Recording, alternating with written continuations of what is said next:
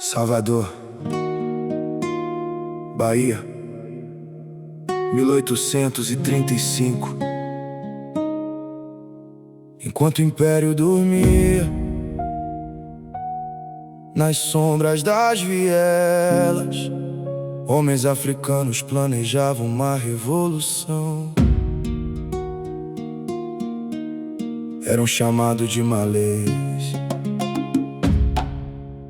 Muçulmanos africanos, muitos escravizados, outros libertos, homens que carregavam no peito a dor da escravidão e na mente a estratégia da resistência. Escreviam em árabe, rezavam em silêncio e organizavam a revolta, longe dos olhos do poder.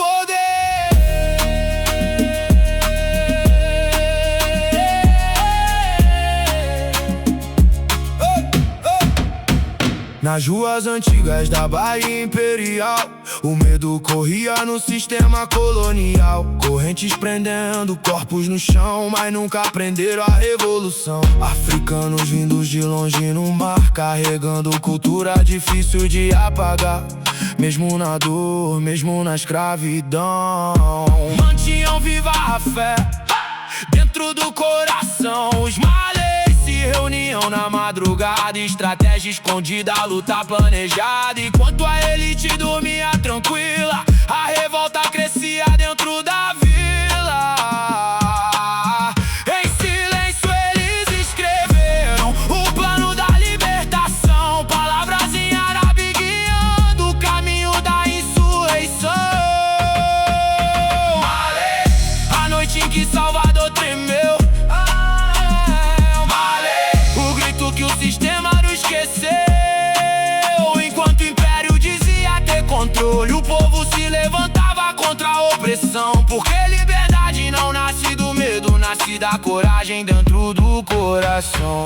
Túnicas brancas pelas ruas correndo, o som dos tambores ao longe crescendo. Espadas, coragem, resistência no olhar, homens prontos pra lutar. A cidade acordou em desespero, soldados tentando conter o levante inteiro. Mas naquela noite a história mostrou que o povo também sangra quando cansou. Imprensa chamou de ameaça, o poder chamou de rebelião, mas muitos chamavam de esperança contra a violência da escravidão.